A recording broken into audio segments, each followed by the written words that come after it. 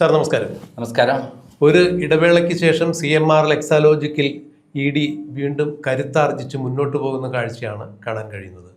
പുതിയ സംഭവ വികാസം ED വീണ തായ്ക്കണ്ടിയുടെ, അതായത് മുൻ മുഖ്യമന്ത്രി ഇപ്പോഴത്തെ പ്രതിപക്ഷ നേതാവ് പിണറായി വിജയൻ്റെ മകൾ വീണ വിജയൻ്റെ സ്വത്ത് കണ്ടുകെട്ടുന്നു എന്നുള്ള ഏറ്റവും പുതിയ വിശേഷമാണ്. വീണ വിജയൻ്റേത് മാത്രമല്ല, CMRL ഡയറക്ടേഴ്സിൻ്റെയും സ്വത്ത് വകകൾ കണ്ടുകെട്ടുന്നു. അതിനുശേഷം രണ്ടാം ഘട്ട അന്വേഷണത്തിലേക്ക് കടക്കും എന്ന് പറയുമ്പോൾ CMRL അതായത് ശശിധരൻ കർത്തയുടെ ഡയറിയിൽ പല ആളുകൾക്കും പണം കൊടുത്തതായി പറയുന്നുണ്ട്. ഏതാണ്ട് 193 കോടി രൂപയാണ് ഇതുപോലെ പല ആളുകൾക്കും കൊടുത്തതായി അദ്ദേഹത്തിൻ്റെ ഡയറിയിൽ എഴുതി വച്ചിരിക്കുന്നത്. PV, Pinarayi Vijayan, KK, RC, OC എന്നൊക്കെ പറഞ്ഞ് പല പേരുകളിൽ അത് കൊടുത്തിട്ടുണ്ട്. ഇത് ആദായ നികുതി വകുപ്പിൻ്റെ ഇൻട്രീം സെറ്റിൽമെൻറ്റ് ബോർഡിലും ഇത്തരം കാര്യങ്ങൾ പരാമർശിച്ചിട്ടുണ്ട്. വീണയ്ക്ക് കൊടുത്തിരിക്കുന്നത് എന്ന് പറയുന്നത്, നേരിട്ട് കൊടുത്തത് 2,78,00,000 രൂപയുടെ കണക്കാണ് പറയുന്നത്. എന്നാൽ ഇതെന്തിനീ പണം വാങ്ങി എന്നുള്ളതിന് തൃപ്തികരമായ ഉത്തരം വീണയ്ക്കും നൽകാൻ സാധിച്ചിട്ടില്ല, CMRLനും എന്തിനു കൊടുത്തു എന്നുള്ളത് അവർക്കും നൽകാൻ സാധിച്ചിട്ടില്ല. ED അന്വേഷണം മുന്നോട്ട് പോകുന്ന ഘട്ടത്തിൽ വീണ വിജയൻ്റെ ബാങ്ക് അക്കൗണ്ട്സ് അവർ മരവിപ്പിച്ചു. 19 കോടി രൂപ മരവിപ്പിച്ചിട്ടുണ്ടായിരുന്നു. HDFC ബാങ്കിലെ ലോക്കർ തുറന്ന് പരിശോധിച്ചു. അവരെ തുടർച്ചയായി 20 മണിക്കൂറോളം 2 ഘട്ടങ്ങളിൽ ചോദ്യം ചെയ്തു. വീണ്ടും ചോദ്യം ചെയ്യാൻ വിളിച്ചു വരുത്തും എന്ന് പറയുന്നു. ഈ ഘട്ടത്തിലാണ് ഇപ്പോൾ വീണയുടെ സ്വത്തുക്കൾ, അതായത് സ്ഥാവര ജംഗമ വസ്തുക്കൾ കണ്ടുകെട്ടുന്ന നടപടിയുമായി ED മുന്നോട്ട് പോകുന്നു. CMRLൻ്റെ ഡയറക്ടേഴ്സിൻ്റെ സ്വത്തുക്കൾ കണ്ടുകെട്ടും. രണ്ടാം ഘട്ട അന്വേഷണത്തിലേക്ക് കടക്കുന്നു എന്ന് പറയുമ്പോൾ ഈ കേസുമായി ബന്ധപ്പെട്ട് എല്ലാ വാർത്തകളും സമയാസമയത്ത് ചെയ്തിട്ടുള്ള നന്ദകുമാർ സാർ EDയുടെ ഈ നീക്കത്തെ എങ്ങനെയാണ് നോക്കിക്കാണുന്നത്? പിണറായി വിജയന് ഇപ്പോൾ കണ്ടകശനിയാണെന്ന് ആണ് അദ്ദേഹത്തിൻ്റെ ജ്യോത്സ്യം പറഞ്ഞിരിക്കുന്നത്. എങ്ങനെ തലകുത്തി മറിഞ്ഞാലും, ഏതൊക്കെ വഴിക്ക് പോയാലും, ഡൽഹിയിൽ പോയാലും, ഗഡ്കരിയെ കണ്ടാലും, അമിത്ഷാനെ കണ്ടാലും, നരേന്ദ്രമോദിയെ കണ്ടാലും, നരേന്ദ്രമോദി അദ്ദേഹത്തെ രക്ഷപ്പെടുത്താൻ ശ്രമിച്ചാലും അദ്ദേഹം രക്ഷപ്പെടാൻ പോകുന്നില്ല എന്നുള്ളതാണ് പൊതുവാൾ ജ്യോത്സ്യൻ പറഞ്ഞു കൊടുത്തിരിക്കുന്നത്. അങ്ങനെ അതിൻ്റെ മാനസിക വിഭ്രാന്തിയിലാണ് കുടുംബം മുഴുവൻ നിൽക്കുന്നത്. ഇപ്പോൾ വീണ വിജയൻ്റെ സ്വത്ത് കണ്ടുകെട്ടാൻ പോകുന്നതൊക്കെ തന്നെ ഒരു വിധിയായിട്ടാണ് അവർ കാണുന്നത്. കണ്ടകശനി വന്നിരിക്കുകയാണ്, അതുകൊണ്ട് വന്നു എന്നാണ്. കാരണം ഇത്രയും കാലം മോഷ്ടിച്ചും തട്ടിപ്പ് നടത്തിയപ്പോഴൊക്കെ തന്നെ അദ്ദേഹത്തെ ഇന്നുവരെ തൊട്ടിട്ടില്ല. എല്ലാത്തിനും രക്ഷപ്പെട്ടു പോരുകയാണ് ചെയ്തത്. തൻ്റെ തന്ത്രങ്ങൾ കൊണ്ടും കുതന്ത്രങ്ങൾ കൊണ്ടും പണം കൊണ്ടും സ്വാധീനം കൊണ്ടും അദ്ദേഹത്തിന് രക്ഷപ്പെടാൻ കഴിഞ്ഞു എന്നുള്ളതാണ്. ഇത്രയധികം വലിയ ക്രിമിനൽ സുകുമാരക്കുറുപ്പ് ഒന്നുമല്ല പിണറായി വിജയൻ്റെ മുന്നിൽ എന്നുള്ളതാണ് സത്യം. ഇന്നലെ ഞാൻ തമ്മിൽ എന്നുള്ള പ്രോഗ്രാം എടുക്കുമ്പോൾ ഇപ്പോൾ സുകുമാരക്കുറുപ്പിന് 78 വയസ്സായിട്ടുണ്ടാകും. ഇനി അദ്ദേഹത്തിന് ക്രിമിനൽ എന്താണ് കുറ്റം, എങ്ങനെയാണ് തെളിയിക്കുക എന്നൊക്കെ ചോദിച്ചാൽ ഞാൻ പറഞ്ഞു, പിണറായി വിജയൻ 85 വയസ്സായി. ഇപ്പം മുണ്ട് മടക്കി കുത്തി അദ്ദേഹം വയനാട്ടിൽ ദുരന്ത ബാധിത സ്ഥലത്ത് പോയില്ലേ, അപ്പം അദ്ദേഹത്തിന് പ്രായമൊന്നും ആയിട്ടില്ല എന്നുള്ളത് അദ്ദേഹം തെളിയിക്കാൻ വേണ്ടിയിട്ടാണ് അങ്ങനെ പോയത്. അങ്ങനെയുള്ള സമയത്ത് സുകുമാരക്കുറുപ്പിൻ്റെ പ്രായമൊന്നും വലിയ പ്രശ്നമല്ല. സുകുമാരക്കുറുപ്പാണ് നമ്മൾ കേരളം കണ്ടുള്ള ഏറ്റവും വലിയ ക്രിമിനൽ എന്നാണ് നേരത്തെ കരുതി വെച്ചിരിക്കുന്നത്. പിണറായി വിജയൻ്റെ മുന്നിലൊക്കെ ഈ സുകുമാരക്കുറുപ്പ് ഒന്നുമല്ല. കാരണം സുകുമാരക്കുറുപ്പ് പേടിച്ച് ഒളിച്ച് പല വേഷത്തിലും നടന്നിട്ടാണ് ജീവിക്കുന്നത്. എന്തെങ്കിലും ഒരു ദിവസം പിടിക്കപ്പെടുമോ എന്നുള്ളത്. എന്നാൽ പിണറായി വിജയൻ എങ്ങനെയാ തൻ്റെ സ്വരൂപത്തിൽ തന്നെ നിന്നുകൊണ്ട് പച്ചയ്ക്ക് മോഷ്ടിക്കുന്നു, അഴിമതി നടത്തുന്നു, അതേപോലെ തട്ടിപ്പുകൾ നടത്തുന്നു, അതേപോലെ ആ കേസുകളിൽ നിന്നൊക്കെ രക്ഷപ്പെട്ടു പോവുകയും ചെയ്യുന്നു. അങ്ങനെയുള്ള സമയത്ത് പല നാൾ കള്ളൻ ഒരു നാൾ പിടിക്കപ്പെടും എന്നുള്ള ലെവലിലാണ് ഇപ്പോൾ കാര്യങ്ങൾ നീങ്ങുന്നത്. പിണറായി വിജയനും ഭാര്യയും മകളും മകനും ജയിലിലേക്ക് പോകുന്നതിൻ്റെ ചില ഘട്ടങ്ങൾ കടക്കുകയാണ്. ആർക്കും അദ്ദേഹത്തെ രക്ഷപ്പെടുത്താൻ പറ്റാത്തൊരവസ്ഥയിലേക്ക് കാര്യങ്ങൾ നീങ്ങുന്നു. നമുക്കറിയാം, CMRL കമ്പനിയിൽ നിന്ന് 1,73,00,000 രൂപ വാങ്ങിയെന്ന് പറയുന്ന 2020 ആദായ നികുതി സെറ്റിൽമെൻറ്റ് ബോർഡിൻ്റെ ഓർഡറിൻ്റെ കോപ്പി മലയാള മനോരമയുടെ ജോമി തോമസ് പുറത്തു കൊണ്ടുവരികയും അത് പിന്നീട് വലിയ ചർച്ചയാവുകയും അങ്ങനെ PC ജോർജിൻ്റെ മകൻ ഷോൺ ജോർജ് പരാതി കൊടുക്കുകയും അങ്ങനെയാണ് സീരിയസ് ഫ്രോഡ് ഇൻവെസ്റ്റിഗേഷൻ ആരംഭിക്കുന്നത്. എന്നാൽ 2020 തന്നെ എൻഫോഴ്സ്മെൻറ്റ് EDക്ക് പരാതി പോയിരുന്നു. എന്നാൽ ED അത് തൊട്ടിട്ടില്ല. ED ആ കാലങ്ങളിലൊക്കെ തന്നെ പിണറായി വിജയനെ സംരക്ഷിച്ചു, മകളെ സംരക്ഷിച്ചു. അന്ന് പിണറായി വിജയൻ ഭരണത്തിലിരിക്കുകയാണ്. അപ്പം കോൺഗ്രസ് മുക്ത ഭാരതം എന്നുള്ളതിൻ്റെ പേരിൽ സംരക്ഷിച്ചു നിർത്തി അവസാനം പിണറായി വിജയന് ഇപ്പോൾ അവസാനം അധോഗതി വന്നു, ഇലക്ഷനിൽ തൊപ്പിട്ടു. അപ്പോൾ ഇനി BJPയെ സംബന്ധിച്ചിടത്തോളം പിണറായി വിജയൻ ഒരു വിഴുപ്പ് ഭാണ്ഡം മാത്രമാണ്. അതുകൊണ്ട് ഒരു ഗുണം അവർക്ക് കിട്ടുന്നില്ല സംരക്ഷിച്ചുകൊണ്ട്. പകരം അദ്ദേഹത്തെ പൂർണ്ണമായി ജയിലിൽ അടച്ചാൽ അതിൻ്റെ ഗുണം BJP കിട്ടും എന്നുള്ളവർ പഠിച്ചിരിക്കുന്നു. അങ്ങനെയാണ് ഇപ്പോൾ സ്ട്രാറ്റജി പോണത്. അത് കൃത്യമായി പ്രവർത്തിക്കുന്നു. ഇത്രയധികം തെളിവുകൾ ഉണ്ടാക്കി വെച്ചിട്ടുള്ള ക്രിമിനൽ ലോകത്തിൽ വേറെ ആരും ഉണ്ടാവില്ല. അതേപോലെയാണ് മകളുടെ അക്കൗണ്ടിലേക്ക് പണം അയച്ച് യാതൊരു സർവീസും നടത്തിയിട്ടില്ല എന്ന് കൃത്യമായി തെളിഞ്ഞിരിക്കെ ഇതൊക്കെ നാളെ പിടിക്കപ്പെടും എന്ന് അറിഞ്ഞുകൊണ്ട് തന്നെ താൻ അതിനേക്കാളൊക്കെ എല്ലാം കൈകാര്യം ചെയ്യാൻ പറ്റുന്ന ആളാണ്. ഏത് കേസ് വന്നാലും എനിക്ക് അട്ടിമറിക്കാൻ പറ്റും എന്നുള്ള ധാർഷ്ട്യമായിരുന്നു അത് അത്രയും കാലം. എന്നാൽ കൃത്യമായി ഒരു കാലഘട്ടം കഴിയുമ്പോൾ അതിനൊക്കെ മാറ്റം വരും. പ്രവൃത്തി നിയമമാണ്. ഇപ്പോൾ കാലത്തിന്റെ കാവ്യനീതി പോലെ പിണറായി വിജയന്റെ മകളെ രേഖകളിൽ നിന്ന് പിന്നീട് പിണറായി വിജയനിലേക്കും കൂടാതെ മകനിലേക്കും അതേപോലെ ഭാര്യയിലേക്കും ഒക്കെ ഓരോ ഘട്ടങ്ങളിലേക്ക് നീങ്ങിക്കൊണ്ടിരിക്കും. അതിൻ്റെ ഒരു ഭാഗമാണ് ഇപ്പോൾ മകളുടെ അക്കൗണ്ടുകളെല്ലാം മരവിപ്പിച്ചിരിക്കുന്നു. അവരുടെ സ്വത്തുക്കൾ കംപ്ലീറ്റ് മരവിപ്പിക്കുന്നു. അവർ സ്റ്റേ ചെയ്ത് ഒരു നടപടിക്രമം പാടില്ല എന്ന് പറഞ്ഞിട്ട് കണ്ടുകെട്ടുന്നു. അങ്ങനെ മൊത്തത്തിൽ വീണ വിജയനിൽ നിന്ന് എല്ലാം കണ്ടുകെട്ടുന്നു. എൻ്റെ അർത്ഥം വീണ വിജയനെയും ഭാര്യയെയും മകനെയും ഒക്കെ പിണറായി വിജയനെയൊക്കെ അറസ്റ്റ് ചെയ്യാൻ പോകുന്നു, ജയിലടയ്ക്കാൻ പോകുന്നു എന്നുള്ളത് തന്നെയാണ്. ഒരിക്കൽ അറസ്റ്റ് നടന്നു കഴിഞ്ഞാൽ പിന്നെ കേന്ദ്ര ഗവൺമെന്റിന് കയ്യും കെട്ടിയിരിക്കില്ല. അവർ പിന്നെ തുടർന്നിട്ട് ബാക്കി എല്ലാ കേസുകളും എടുക്കും. സ്വർണ്ണക്കള്ളക്കടത്ത് കേസും ഡോളർ കടത്ത് കേസും അതേപോലെ ലൈഫ് മിഷൻ തട്ടിപ്പും അടക്കമുള്ള എല്ലാ കേസുകളും തപ്പിയെടുക്കും. അങ്ങനെ വരുമ്പോൾ കൃത്യമായി പറഞ്ഞാൽ പിണറായി വിജയൻ ജീവിതത്തിൽ ഒരിക്കലും പുറത്തിറങ്ങില്ല എന്നുള്ളതാണ് സത്യം.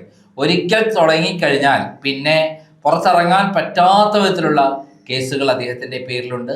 അതോടൊപ്പം തന്നെ ലാവ്ലിംഗ് കേസ് സുപ്രീം കോടതിയിൽ അത് ഉത്തരവ് വന്നാൽ വിചാരണ നടക്കട്ടെ എന്ന് സുപ്രീം കോടതി വിധിക്കുകയും അത് 6 മാസം കൊണ്ട് പൂർത്തീകരിക്കണം എന്ന് പറയുകയും ചെയ്താൽ 6 മാസം കൊണ്ട് അത് അവിടുത്തെ നടപടിക്രമം പൂർത്തിയായി കഴിഞ്ഞാൽ അതിൽ പിണറായി വിജയന് ഏറ്റവും ചുരുങ്ങിയ ഒരു 10 വർഷം കൂടി ജയിലിൽ കിടക്കേണ്ടി വരും.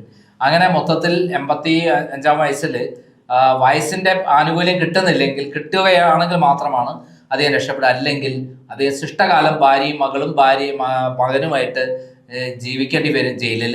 എത്ര കോടാനുകോടി ഉണ്ടാക്കി വിദേശത്തുണ്ടെന്ന് പറഞ്ഞാലും അത് പിടിക്കപ്പെടുന്നില്ല എന്ന് പറഞ്ഞാലും അവസാനം എന്തായി, ജനങ്ങൾ കല്ലെറിയുന്ന ഒരവസ്ഥയിലേക്ക് എത്തിക്കും. മകളെ കാര്യം തന്നെ നമ്മൾ കണ്ടതല്ലേ, കറുത്ത മുഖംമൂടി ധരിച്ച് നാണം കെട്ട് പത്രക്കാരുടെയും അതേപോലെ പോലീസിൻ്റെയും ഇടയിലൂടെ എൻഫോഴ്സ്മെന്റിന്റെ ഓഫീസിലേക്ക് പോകുന്ന നാണം കെട്ട ഒരു ഗതി ആലോചിച്ച് നോക്കൂ. കേരളത്തിലെ മുൻ മുഖ്യമന്ത്രിയുടെ മകളാണ് പോകുന്നത്. ഇന്നലെ വരെ രാജാവിനെ പോലെ വാണരുന്ന പിണറായി വിജയന് സ്വന്തം മകള് ഇങ്ങനെ കുറ്റാന്വേഷണ ഏജൻസികളെ മുന്നിലേക്ക് ഒരു കള്ളിയായി പോകേണ്ടി വന്ന ഗതികേട്, അങ്ങനെ മകളെ തള്ളിവിട്ടതിന്റെ ഉത്തരവാദിത്തം അദ്ദേഹത്തിന് മാത്രമാണെന്ന് അവർ പറഞ്ഞിട്ടുണ്ട്. അപ്പൊ ആ നാണക്കേട് ഇപ്പൊ അതൊന്നും ഒരു പ്രശ്നമല്ല പിണറായി വിജയന്. പണത്തിന് മേലെ പരുന്നും പറക്കില്ല എന്ന് പറയുന്ന പോലെ പണം ഉണ്ടാക്കി വെച്ചിട്ടുണ്ട്. എന്ത് മാനം ഇല്ലെങ്കിൽ എന്താ എന്നുള്ളതാണ് പിണറായി വിജയന്റെ സ്റ്റൈല്.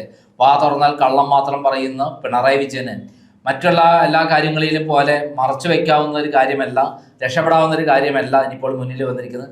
നാണവും മാനവും ഇല്ലെങ്കിലും കേരളത്തിലെ CPM പ്രവർത്തകർ, കേരളത്തിലെ ജനങ്ങൾ തലയിൽ മുണ്ടിട്ട് നടക്കേണ്ട ഒരു ഗതികേട്ടിലേക്ക് വരും. കാരണം കേരളത്തിന്റെ മുൻ മുഖ്യമന്ത്രിയാണ്, കേരളത്തിലെ ഏറ്റവും വലിയ പാർട്ടിയുടെ സംസ്ഥാന സെക്രട്ടറിയാണ് പിണറായി വിജയൻ.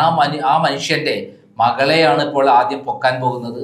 തുടർന്നിട്ട് മകനെയും ഭാര്യയും അദ്ദേഹത്തെയും പിണറായി വിജയനെയും ജയിലടയ്ക്കും എന്നുള്ള കാര്യത്തിൽ എനിക്ക് യാതൊരു സംശയമില്ലാത്ത കാര്യമാണ്. സാർ, ഇവിടെ വേറെ ഒരു ഗുരുതരമായൊരു വിഷയം കൂടിയുണ്ട്. കാരണം ഇപ്പോൾ CMRL ഡയറക്ടേഴ്സിൻ്റെ സ്വത്ത് കണ്ടുകെട്ടാൻ ED മുതിരുന്നു എന്ന് പറയുമ്പോൾ ഇത്രയും കാലം ഇവരുടെ ഈ CMRL എന്ന കമ്പനിയുടെ വ്യവസായം മുന്നോട്ട് കൊണ്ടുപോകുന്നതിന് വേണ്ടിയിട്ടാണ് അവർ ഇത്തരത്തിലുള്ള ഈ 193 കോടിയും അതുപോലെ തന്നെ വീണ വിജയന് 2.78 കോടിയൊക്കെ കൊടുത്തിരിക്കുന്നതെന്ന് പറയുന്നു. അപ്പോൾ ഇവരുടെ ഈ ബിസിനസ്സിലൂടെ ഉണ്ടാക്കി ഈ പണം മുഴുവൻ ED കണ്ടുകെട്ടും എന്ന് പറയുമ്പോൾ നിലവിൽ ഇതിനകത്തുണ്ടായിരിക്കുന്ന സത്യാവസ്ഥകൾ തുറന്നു പറയാൻ അവർ തീർച്ചയായും തയ്യാറാവും. കാരണം കോടി രൂപയുടെ സ്വത്തുകളാണ് അവരെ കണ്ടുകെട്ടാൻ ED പോകുന്നത്. അപ്പോൾ തീർച്ചയായും ഇത് സംരക്ഷിക്കുന്നതിന് വേണ്ടിയിട്ടെങ്കിലും അവർ സത്യം തുറന്നു പറയാൻ ബാധ്യസ്ഥരാകും. മാത്രമല്ല, ഇവിടെ മറ്റൊരു ഗുരുതരമായിട്ടുള്ള പ്രശ്നം എന്ന് പറയുമ്പോൾ ഈ CMRLന്റെ ആദായ നികുതി വകുപ്പ് ഇൻട്രീം സെറ്റിൽമെന്റ് ബോർഡിൽ കാണിച്ചിരുന്ന ഈ 193 കോടി രൂപ ഇന്നവർക്കൊക്കെ കൊടുത്തു എന്ന് പറഞ്ഞ് ഡയറി കുറിപ്പിൽ കൃത്യമായി എഴുതി വെച്ചിട്ടുണ്ട്. അതും EDയുടെ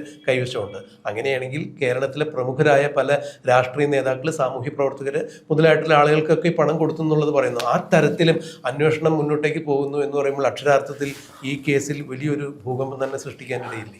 അതായത് നമ്മുടെ CMR കമ്പനിയുടെ ഗതികേട് ആലോചിക്കണം. അവരൊരു ബിസിനസ് ആരംഭിച്ചു. ആ ബിസിനസ്സിന് ആവശ്യം ഇൽമിനേറ്റ് ആണ്. ആ ഇൽമിനേറ്റ് എന്ന കരിമണൽ അത് കിട്ടുന്നത് ആറാട്ടുപുഴ ഭാഗങ്ങളിൽ നിന്നാണ്, നീണ്ടകര ഭാഗങ്ങളിൽ നിന്നാണ്. അപ്പോൾ അത് കിട്ടുന്നതിന് ഓരോ മന്ത്രിസഭ വരുമ്പോൾ അവരെ പിന്നാലെ പോയി അവർക്ക് വേണ്ടതെല്ലാം ചെയ്തു കൊടുത്തിട്ടാണ് നേടിയെടുക്കുന്നത്. ഇവിടെ ഒരു ബിസിനസ് തുടങ്ങാൻ എന്തുമാത്രം കഷ്ടപ്പാടുകൾ സഹിക്കുന്നു എന്നുള്ളതിൻ്റെ ഏറ്റവും വലിയ തെളിവാണ് അവർക്ക് ആ ബിസിനസ് നടത്തുന്നതിന് ഭാഗമായിട്ട് മുഖ്യമന്ത്രിയെയും മുഖ്യമന്ത്രിയുടെ മകളെയും അവരെയൊക്കെ പ്രസാദിക്കേണ്ട അവസ്ഥ വരുന്നത്. അപ്പോൾ അവർ ബിസിനസ്സിൻ്റെ ഭാഗമായിട്ടാണ് അത് ചെയ്യുന്നത്. യഥാർത്ഥ കുറ്റവാളികൾ അവരല്ല. ഒരു ബിസിനസ്സിൽ ഏർപ്പെടുമ്പോൾ അതിന് വേണ്ട സഹായങ്ങൾ ചെയ്തു കൊടുക്കേണ്ടത് ഗവൺമെൻറ് ജോലിയാണ്. അവിടെ നിന്ന് ശരിക്കും ഇൽമിനേറ്റ് എന്ന് പറയുന്ന സാധനം അവർക്ക് തരംതിരിച്ച് കൊടുക്കാൻ വേണ്ടി ഗവൺമെൻറ് തന്നെ ഒരു പ്ലാൻ ചെയ്ത് ഇത്ര ടാക്സ് ഗവൺമെൻറ് അടയ്ക്കണം എന്ന് പറഞ്ഞാൽ കോടാനുകോടി രൂപ ഗവൺമെൻറ് ടാക്സ് ആയി കിട്ടും. എന്നാൽ ടാക്സ് വെട്ടിപ്പിൽ നടത്തി ടാക്സ് ഒന്നും ഇല്ലാതെ അവർക്ക് കൃത്യമായി മെറ്റീരിയൽ കിട്ടാൻ വേണ്ടിയിട്ടാണ് പിണറായി വിജയൻ അവരെ ബ്ലാക്ക്മെയിൽ ചെയ്ത്. എനിക്ക് തോന്നുന്നു 5000 കോടി രൂപയിൽ മേതെ, ഈ ഡയറി കുറിപ്പൊന്നും അല്ല, അതിലപ്പുറത്തേക്കുണ്ട്, 5000 കോടിയിൽ മേതെ ഉള്ള പിണറായി വിജയൻ സമ്പാദിച്ചു എന്നുള്ളതാണ് ഞാൻ മനസ്സിലാക്കുന്നത്. അതേസമയം CMR കമ്പനി അവർക്ക് നിർബന്ധിതരായി തീരുകയാണ്. അവർക്കെല്ലാം കമ്പനി പൂട്ടിയിടേണ്ടി വരും, തൊഴിലാളികൾ പട്ടിണി എടുക്കേണ്ടി വരും. അങ്ങനെ ഒരു ഗതികേടിലാണ് ആ കമ്പനി സ്വാഭാവികമായിട്ട് ഇത്തരം കാര്യങ്ങളൊക്കെ പിണറായി വിജയന് വേണ്ടി ചെയ്യേണ്ടി വന്നത്. നമ്മുടെ പുറത്ത് വന്നതിനേക്കാൾ ഭീകരമാണ് പുറത്ത് വരാത്ത കാര്യങ്ങൾ. അപ്പോൾ CMR കമ്പനി എന്തെങ്കിലും കുറ്റക്കാരാണെന്ന് ഞാൻ കാണുന്നില്ല. പിന്നെ ഒരു ബിസിനസ് ആകുമ്പോൾ പരസ്യം കൊടുത്തിട്ടുണ്ടാവും, സംഭാവന കൊടുത്തിട്ടുണ്ടാവും, ഇതൊക്കെ സ്വാഭാവികമാണ്. പക്ഷെ ഇവിടെ ഒരു മുഖ്യമന്ത്രിയാണ് അധികാര സ്ഥാനത്തിരിക്കുന്നത്, വേറെ ആരുമല്ല. ആ മുഖ്യമന്ത്രി തന്നെ സ്വന്തം മകളുടെ പേരിൽ അയപ്പിക്കുന്നു, സ്വന്തമായി വാങ്ങുന്നു, വേറെ വിദേശത്ത് എത്തിക്കാനുള്ള അത് വേറെ മേടിക്കുന്നു. അങ്ങനെ മൊത്തം ഒരു കച്ചവടക്കാരനായിരുന്നു പിണറായി വിജയൻ, ബ്ലാക്ക് മെയിലർ ആയിരുന്നു പിണറായി വിജയൻ എന്ന് തെളിയിക്കാൻ. അപ്പോൾ അതുകൊണ്ടുണ്ടാകുന്ന നഷ്ടമായിരിക്കും വെച്ചാൽ CMRL കമ്പനി കംപ്ലീറ്റ് മരവിപ്പിച്ചു കഴിഞ്ഞാൽ, അവർ സ്വത്തുക്കളും ബാങ്ക് അക്കൗണ്ടും മരവിപ്പിച്ചു കഴിഞ്ഞാൽ, കണ്ടുകെട്ടിക്കഴിഞ്ഞാൽ ഉണ്ടാകാവുന്ന ദുരന്തം അവിടെ ജോലി എടുക്കുന്ന ആയിരക്കണക്കിന് ആളുകൾ തൊഴിലില്ലാത്തവരായി തീരും എന്നുള്ളതാണ്. അതിനൊക്കെ കാരണക്കാരൻ ഈ പിണറായി വിജയനാണ് എന്നുള്ളതാണ് സത്യം. സാർ, അങ്ങനെ ഒരു ഘട്ടത്തിലേക്ക് പോവുകയാണെങ്കിൽ തീർച്ചയായും എന്താണ് സംഭവിച്ചതെന്നുള്ള സത്യാവസ്ഥ ഇഡിക്ക് മുന്നിലോ അല്ലെങ്കിൽ അതിന് മുകളിലുള്ള അന്വേഷണ ഏജൻസികൾക്ക് മുമ്പിലോ തുറന്നു പറയാൻ CMRL തീർച്ചയായിട്ടും അവർക്ക് തുറന്നു പറഞ്ഞല്ലേ പറ്റുള്ളൂ. അത് എത്ര കോടികൾ കൊടുത്തു, വിദേശത്തെ എത്ര പൈസ എത്തിച്ചു, അതിലുപരിയായിട്ട് പിണറായി വിജയൻ ഇവിടെ നിന്ന് കയറ്റിക്കൊണ്ടുപോയതിൽ തോറിയമടക്കമുള്ള സാധനങ്ങൾ വിദേശത്ത് എത്തിച്ചു എന്ന് പറയുന്നൊരു ഭയങ്കരമായ പരാതിയുണ്ട്. ഈ തോറിയമടക്കമുള്ള ന്യൂക്ലിയർ ബോംബ് ഉണ്ടാക്കാൻ പറ്റുന്ന മെറ്റീരിയൽ മൂലകങ്ങൾ ഇവിടെ നിന്ന് കടത്തിക്കൊണ്ടുപോവുകയും വിദേശത്ത് തീവ്രവാദ ഗ്രൂപ്പുമായി സംസാരിച്ചു എന്ന് പറയുന്ന ഒരു ആരോപണം തന്നെ ഷോൺ ജോർജ് പറഞ്ഞിട്ടുണ്ട്. അത് ഭയങ്കര ഗൗരവമുള്ള രാജ്യദ്രോഹ കുറ്റമാണ്.